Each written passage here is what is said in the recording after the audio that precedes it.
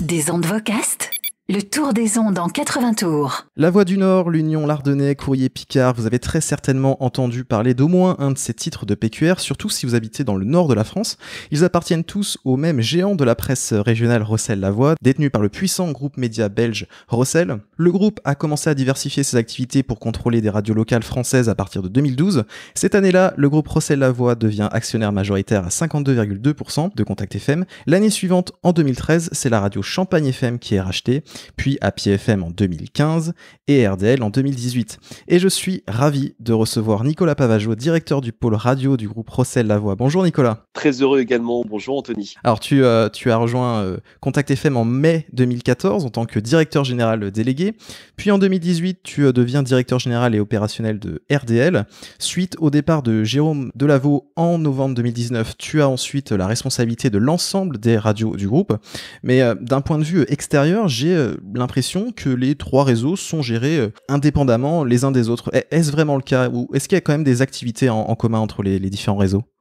Alors c'est juste une impression, mais j'essaie de rectifier certains petits problèmes qui pouvaient se passer quand on faisait du multiradio, à savoir que toutes les radios se ressemblent. Et donc à mon sens, ça avait un côté aseptisé. Donc l'idée, en apparence en tout cas, une indépendance pour chaque radio, que ce soit dans le contenu, que ce soit dans les cadeaux, que ce soit dans les opérations.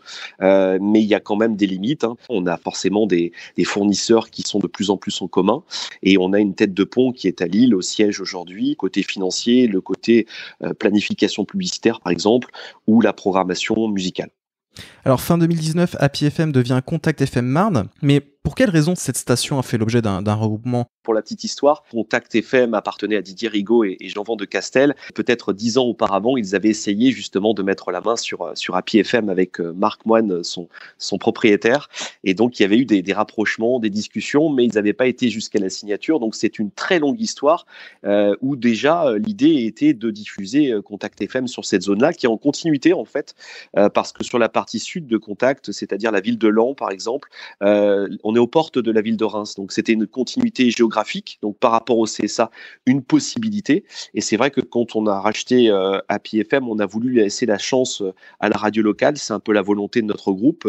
Malheureusement, en termes financiers, on avait des résultats qui étaient insuffisants, avec même si les résultats d'audience étaient largement à la hauteur, en termes de coûts, on était en perte, et donc il fallait trouver une solution, et la solution évidente était sous nos yeux, et évident de passer sous le pavillon Contact, ce qui nous a permis d'arrêter de perdre de l'argent, voilà, et en plus d'augmenter l'audience de Contact, ce qui était intéressant. Alors suite à ton arrivée à la rentrée 2014, Contact redevient Contact FM avec un nouveau slogan, le mix du Grand Nord. La radio s'éloigne de son format original, très centré sur la dance, et pour la matinale, c'est le réveil du Grand Nord qui est mis en place, et depuis la saison 2018-2019, c'est Arthur et Lily qui réveillent le Grand Nord. On écoute un aperçu de ce qu'on peut entendre sur Contact FM entre 6h30 et 9h30.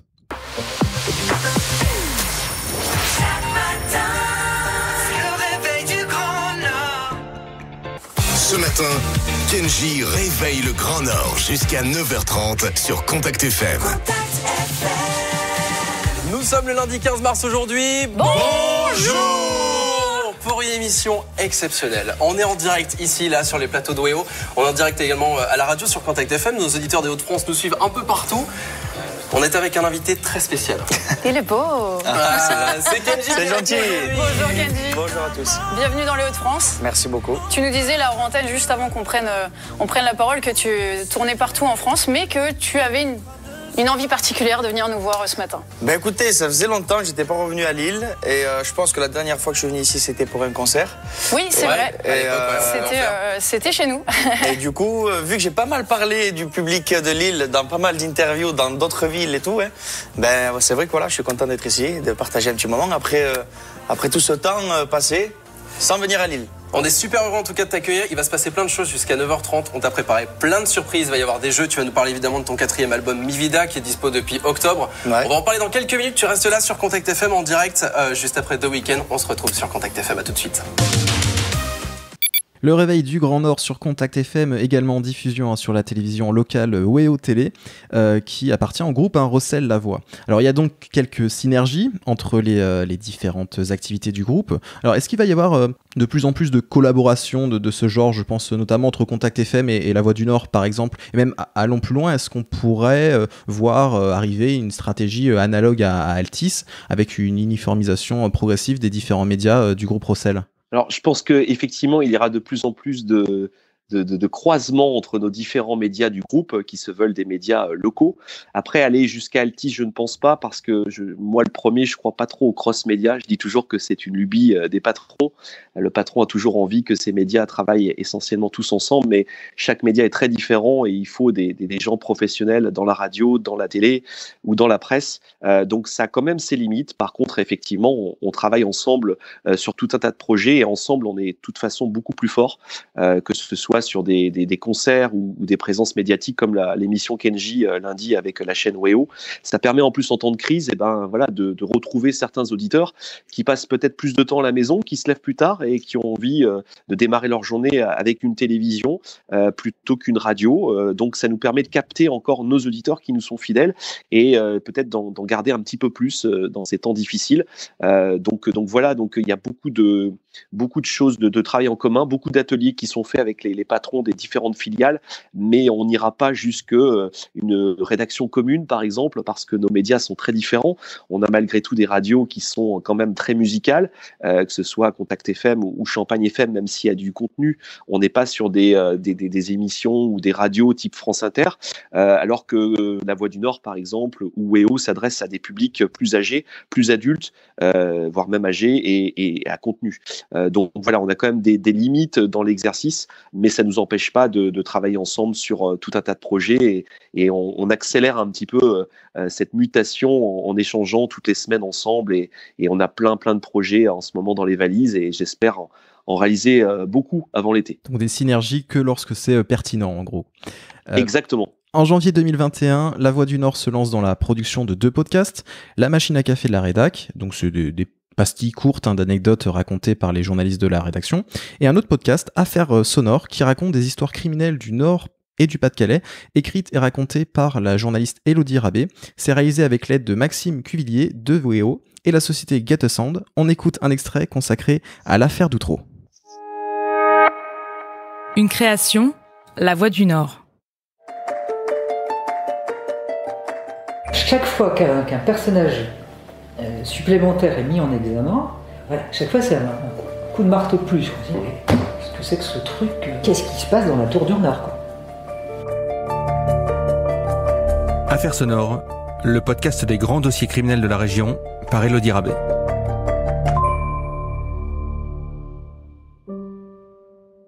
C'était il y a 20 ans. Un dossier criminel qui débutait comme tous les autres, avec des accusations, le début d'une enquête policière, des premiers mises en cause.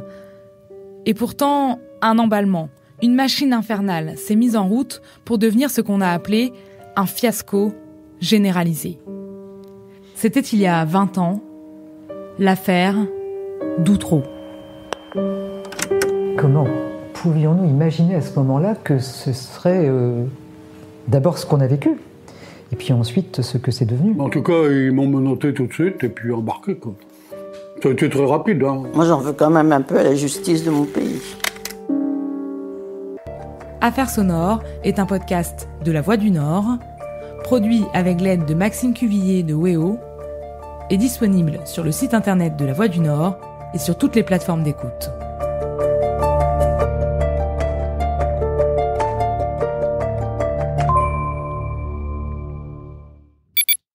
Excellent podcast que je vous recommande, Affaires sonores. Très malin de la part de La Voix du Nord de produire une telle émission, de surfer un peu sur cet engouement du true crime en podcast. Sur le plan de la production du podcast Affaires sonores, est-ce que le pôle radio du groupe a été impliqué d'une certaine façon, peut-être une mise à disposition des studios, un transfert d'expertise sur les techniques son, la réalisation Tout à fait, c'est ça qui est très agréable dans ce groupe Rossel, c'est la richesse de tous ces médias et c'est vrai que j'ai la chance d'être un référent du côté audio Et tout de suite, alors ça n'a pas été très rapide, ça n'a pas été les premiers. Par contre, ça a commencé par le journal Le Soir, le journal royal belge qui appartient au groupe Rossel, et puis rapidement La Voix du Nord, où les journalistes sont venus lors des petites séances, qu'on leur explique un petit peu comment s'équiper, avec quel matériel, comment réaliser un podcast, comment faire quelque chose aussi qui ressemble à ce qu'ils avaient envie de faire. Mais c'était très, très enrichissant parce qu'ils avaient beaucoup d'idées. Tu en parlais à l'instant, le côté machine à café ou le côté sur des faits divers de la région. Donc il y avait beaucoup de contenu. Voilà, on a travaillé ensemble et après c'est eux qui ont fait tout le travail, bien sûr, mais il y a eu vraiment une expertise pour leur expliquer un petit peu comment il fallait rendre les choses très vivantes et éviter certains pièges que peut-être des collègues à eux auraient fait dans d'autres journaux. Donc voilà, on a essayé d'écouter un petit peu ce qui se faisait et prendre un petit peu leur côté, ce qu'ils souhaitaient mettre en avant, et à mon sens c'était plutôt judicieux. Alors notons qu'un podcast réunissant l'Union Lardonnais et Champagne FM a vu le jour en septembre 2020, donc quelques mois avant le lancement d'Affaires Sonores. Ce podcast s'appelle Enquête et revient sur les plus grands faits divers de la région Champagne-Ardenne. Alors au micro, on peut entendre Thierry Stanner, qui est tout simplement le directeur général de Champagne FM. La CPM crédite plus de 7000 téléchargements sur février 2021 pour ce podcast. On peut noter que les podcasts de Champagne FM sont diffusés via Soundcast, qui est une solution de publicité programmatique pour l'audio en ligne, et vous pouvez remarquer avec le player présent sur le site que les contenus sont distribués par Saouti, qui appartient au groupe SIPA Ouest France, un autre puissant groupe de médias régionaux. Alors pour l'anecdote, Rossel et Ouest France détiennent ensemble à part égale le quotidien 20 minutes, mais ce qui est intéressant, c'est que le groupe Rossel possède également une société technologique qui pourrait être considérée comme concurrente de Soundcast et Saouti. Cette société, c'est Xidia, rachetée en 2019 à Didier Rigaud. Donc Didier Rigaud, c'est également le cofondateur et PDG de Contact FM de 82 à 2012. Donc l'entreprise Xidia est domiciliée au 8 Place Général de Gaulle à Lille, donc c'est-à-dire au siège du groupe Rossel La Voix, où l'on retrouve également La Voix du Nord et Contact FM. Xidia se positionnait initialement plutôt sur la communication et la sonorisation d'espaces publics, mais avec une activité également sur la planification publicitaire. Est-ce que Xidia va se développer, se transformer au service des activités médias du groupe Rossel, sur le podcast particulièrement ou pas ? Ouais, tu as totalement raison. En fait, tu parlais des mutualisations à l'intérieur du groupe, mais ça existe également en échange et en développement parce que c'est coûteux. Donc aujourd'hui, beaucoup de sociétés sont achetées en collaboration avec SIPA Ouest France. Donc c'est vraiment un partenaire privilégié au sein de la presse. Beaucoup d'affaires se font à 50% entre Rossel et Ouest France. C'était le cas donc de 20 minutes pour le plus connu. Et récemment, c'était le cas de Digiteka pour la partie vidéo, où ils ont essayé de monétiser tout un esprit de vidéo et de reportage pour les journalistes. Ça va même au-delà avec de l'audio. Et donc, la partie audio manquait cruellement. Et donc, l'idée est de créer la même chose côté audio. Saouti en est le fondement. Xidia vient se rajouter puisqu'on a racheté Xidia il y a maintenant 2 ans, tu l'as dit. Donc l'idée est de monter une nouvelle holding et avec des professionnels de l'audio, avec tout un tas de startups à l'intérieur. Donc c'est lancé, on en est qu'aux prémices, mais déjà ça avance bien. Il y a toute une effervescence autour avec des gens qui sont très motivés et je suis ravi aussi d'être intégré dans ce projet-là. Alors il me semble que c'est pas le cas pour Contact FM actuellement, mais comme je disais précédemment, pour Champagne FM, la solution Saouti est utilisée pour diffuser en podcast l'ensemble des contenus, dont les replays des émissions de l'antenne. Et parmi tout le catalogue disponible à l'écoute, on peut retrouver un des rendez-vous phares de la radio, c'est le super-héros de Champagne FM. Depuis le 8 mars, Ludovic Gaudret, donc alias Ludo, remplace Nico, qui était à la tête du concept depuis septembre 2018. De 10h à 13h la semaine, Ludo Super-héros est une émission qui se veut solidaire, qui a pour but de résoudre les difficultés du quotidien des auditeurs. L'idée est d'apporter de l'aide à ceux qui en ont besoin en mobilisant la communauté des auditeurs de Champagne FM ou des experts selon les cas. On écoute un extrait de la première de Ludo le 8 mars 2021. Champagne FM, c'est Ludo Super-héros, toute première émission en ce lundi 8 mars sur Champagne FM. Je vais aujourd'hui aider Aurélie qui habite Châlons en Champagne. Bonjour Aurélie. Bonjour Ludo. Alors Aurélie, qu'est-ce qui se passe ? Il y avait un truc de prévu, mais tout est annulé ? Voilà, c'est ça. En fait, on va fêter le 14 mars prochain nos 25 ans avec mon chéri. Ok, déjà c'est très beau, mais j'ai cru comprendre aussi que tu as carrément appelé l'employeur de ton mari pour essayer de poser ce jour de congé. C'est ça. C'est classe. Et donc tu as dit c'est bon, J'ai l'accord du patron, maintenant il reste plus qu'à faire la réservation, mais entre-temps, la réservation a été annulée due à ce Covid. Voilà, c'est ça. Hein. Bon, j'ai compris, ce que tu recherches surtout, c'est un petit moment sympa pour que vous puissiez fêter votre 25e année de rencontre alors. C'est ça. Bon Aurélie, je lance la mission. Si vous êtes propriétaire d'un établissement dans la région ou si vous avez une société, vous savez, où on peut installer des jacuzzis chez soi histoire de passer un agréable moment, j'ai besoin de vous. J'attends votre appel au 03 26 47 08 08. J'ai envie de mettre des paillettes pour leur 25e année de rencontre. J'ai envie de faire ça bien et il faut que ça soit avec vous les super-héros. Aurélie, je vais faire tout mon possible pour vous offrir ce magnifique cadeau. Merci beaucoup et puis merci à tous ceux qui pourront éventuellement m'aider. Avec ce beau soleil, j'ai vraiment envie de résoudre cette première mission avant midi. Extrait de la première de Ludo en tant que super-héros sur Champagne FM. Alors Champagne FM, c'est une radio sacrément puissante en audience sur sa zone. 19,20% d'audience cumulée à Châlons-en-Champagne, 11,20% à Reims, pour un total de 118 200 auditeurs selon les derniers résultats des médias locaux pour la période de septembre 2019 à juin 2020. Alors la radio Champagne FM a été sélectionnée pour diffuser en DAB+, sur Reims, donc c'est pour un démarrage aux alentours de 2022. Nicolas, tu es plutôt connu pour ne pas forcément être un grand partisan du DAB+. Lors de la mise en service en juin 2018 du DAB+, à Lille, Contact FM n'était pas présente. Finalement, fin 2019, la station a déposé une candidature pour Lille et Dunkerque, et la radio a été sélectionnée sur ces deux zones. Alors, les réticences peuvent se comprendre quand on pense notamment aux coûts, aux frais de diffusion à avancer, alors que pour le moment, ça ne génère aucun revenu. D'un côté, tu es un dirigeant qui doit rendre des comptes à un groupe comme Rossel qui est réputé pour être particulièrement rentable, et de l'autre côté, tu es administrateur des Indés Radio, constitué d'un grand nombre d'enthousiastes sur cette nouvelle technologie de diffusion. Je devine que ça doit pas être facile, ça doit être un sujet particulièrement épineux au quotidien pour toi, mais je vais quand même te poser la question. Quelles sont tes positions sur le DAB+, aujourd'hui en 2021 ? Alors, moi, comme je dis toujours, je suis prudent. Je suis pas pro-DAB ni anti-DAB. Je suis très prudent avec cette technologie que je connais bien puisque j'ai travaillé chez FG et FG fait partie des précurseurs à l'époque avec WeFM sur le DAB. C'est coûteux, tu l'as dit. Pour l'instant, évidemment, pas de revenus en face. Donc, c'est une perte. Et c'est vrai qu'en ces temps difficiles de crise, nous faisons tous attention à notre compte d'exploitation et faisant partie d'un groupe, j'ai des comptes à rendre tous les mois. Donc, évidemment, je suis pas le mieux placé pour investir à perte. Il faut faire des choix. Il faut faire des choix dans les investissements. On a décidé malgré tout de candidater pour des MUX locaux, histoire d'être présent à minima sur des zones historiques pour Champagne FM à Reims, pour, tu l'as dit, Contact FM à Lille ou encore Dunkerque où nous étions pas présents. C'est compliqué à mettre en place. C'est pas si simple. On est dans des COP. Il faut s'entendre avec l'ensemble des radios sur des fois des sites qui sont plus coûteux que la FM. Voilà, la technologie peut être très intéressante avec une qualité de son bien meilleure, avec tout un tas d'informations que l'on n'a pas sur la FM, mais il y a encore beaucoup de chemin à parcourir pour que ce soit rentable et qu'on puisse voir peut-être une augmentation de l'audience. Ce sera peut-être la technologie qui va nous sauver demain après la FM. Pour l'instant, voilà, il y a encore beaucoup de chemin à faire. C'est pour ça que voilà, on observe, on est prudent, on participe, on commence à aller un petit peu dessus, mais il reste temps à faire. Alors on parle de problème de rentabilité vis-à-vis du DAB+, et justement ce qui est intéressant c'est la diversification des revenus. On peut prendre en exemple ce qu'a fait Contact FM avec l'événementiel. Depuis le 1er novembre 2019, la salle PVL Arena de 5000 places située à Orchy est rebaptisé Contact PVL Arena. C'est une première, jamais un média français n'avait accolé son nom comme ça, et la régie, Contact FM Publicité, se charge de la commercialisation des différents espaces de l'Arena qui accueillent des concerts organisés par Contact FM. Alors c'est assez risqué pour un média maintenant de n'avoir qu'un seul modèle de revenu, surtout uniquement basé sur la pub. Est-ce que le pôle radio va petit à petit trouver encore d'autres moyens de se financer, et puis est-ce possible, est-ce viable de trouver des alternatives, du brand content, des abonnements payants, etc.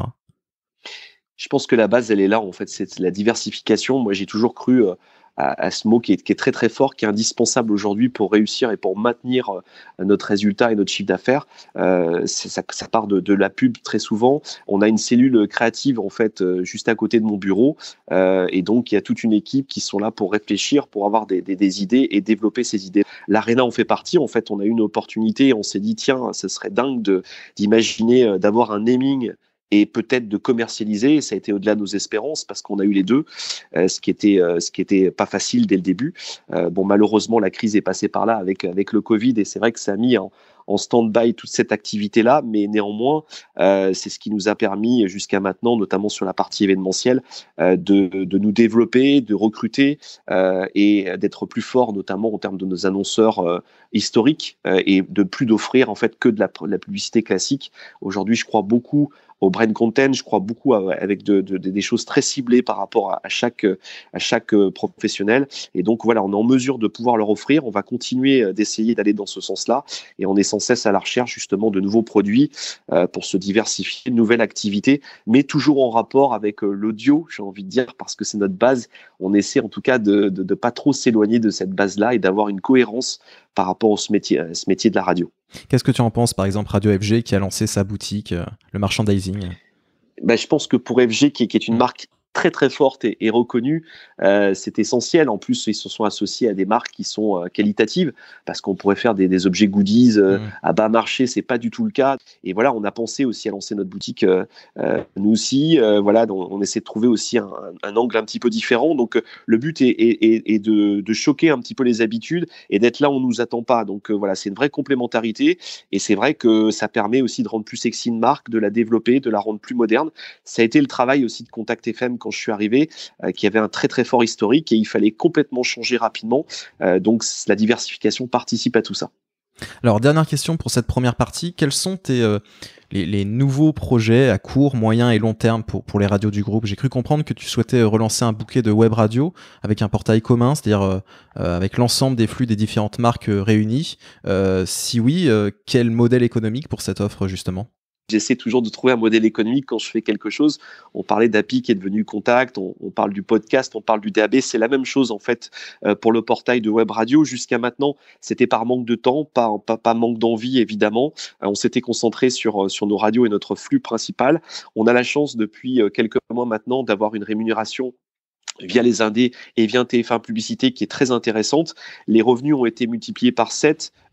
Auparavant, c'était vraiment anecdotique et non significatif. Aujourd'hui, avec l'écoute qui ne cesse d'augmenter, on a des revenus qui commencent à être intéressants, et donc on peut se permettre de recruter 1 à 2 personnes bientôt sur le groupe. Donc le moment est venu en fait, et ça je te le révèle en exclu, de nous aussi monter notre petit un petit peu portail de web radio. Donc ça va être lancé très prochainement, j'imagine au courant de l'été ou plus tard à la rentrée prochaine, où on va lancer un nombre de radios qui va cesser d'augmenter. Voilà, donc on aura à peu près une 30aine de web radios très rapidement, et peut-être plus dans quelques mois. Donc voilà, on travaille sur le projet, et on sait déjà que c'est quelque chose qui va nous rapporter de l'argent, tout en créant quelque chose de très riche au niveau des radios. Chaque radio aura sa web radio, aura ses web radios, et il y en aura certaines qui seront communes, comme par exemple la radio de Noël ou autres, qui seront des radios un peu plus éphémères. Alors à noter qu'en 2008, il y avait déjà eu 3 web radios créées, Contact Story, Maximum et Manhattan City. En 2014, il y a même eu un bouquet de 10 web radios avec Radionomie. Tous ces web radios ont été arrêtés en 2016. Là, qu'est-ce qui va être différent? Est-ce que ce seront des web radios avec des offres uniquement musicales, ou est-ce que ce sera aussi du talk? Alors je peux pas tout révéler parce qu'on est en pleine discussion. Tu en parlais avec Thierry notamment sur l'aspect peut-être plus éditorial, notamment en termes de podcast, où on a un contenu qui est plus important du côté de Champagne FM, où on a envie de lancer aussi des web radios à contenu et pas que musical. Plus musical peut-être sur Contact, avec notamment des sets DJ ou encore le retour de Contact Story. C'est des choses qui, à mon avis, vont arriver très vite, parce que ça fait partie de l'histoire de la radio, et puis on sent que les gens demandent ce son-là. Donc on est très légitime en fait, et pour RDL, on sera sur un public un peu plus senior, donc on ira des années 30 peut-être pour la musique, pour les classiques de la musique, les petites pépites, et puis on va remonter vers les années 60, 70, 80 et peut-être même 90. Mais voilà, donc chaque radio aura vraiment son univers, et on va essayer de s'amuser peut-être un peu plus qu'avec Radionomie, voilà, parce qu'aujourd'hui, on a une facilité en termes d'outils on peut aller un petit peu plus loin de façon plus rapide, parce que là aussi, c'est chronophage en termes d'organisation. Mais voilà, on a vu qu'il y avait tout un tas de choses possibles qui n'étaient pas possibles il y a encore 4-5 ans, donc j'ai hâte de commencer le travail. Donc je devine que ce sera un mélange de publicité dans le flux plus brand content. Voilà, le modèle économique, il est pour l'instant uniquement en pré-roll audio. Quel enfer. Voilà, quel enfer, hein. C'est vrai, on a échangé tous les deux là-dessus. J'en conviens, pour un auditeur aujourd'hui qui a déjà les publicités classiques, il se retrouve avec ce pré-roll audio. Maintenant, c'est sûr que ce pré-roll audio nous rapporte de l'argent, donc c'est toujours compliqué de s'en passer parce que c'est ce pré-roll audio qui va nous permettre de recruter des gens qui vont justement améliorer la qualité de ces web radios, changer peut-être plus régulièrement une playlist. C'était pas forcément le cas encore jusqu'à quelques années parce que c'était anecdotique, donc on avait souvent des flux qui tournaient, qui étaient les mêmes de semaine en semaine, et c'est vrai qu'on faisait du bien à la marque, mais pas forcément aux oreilles des auditeurs.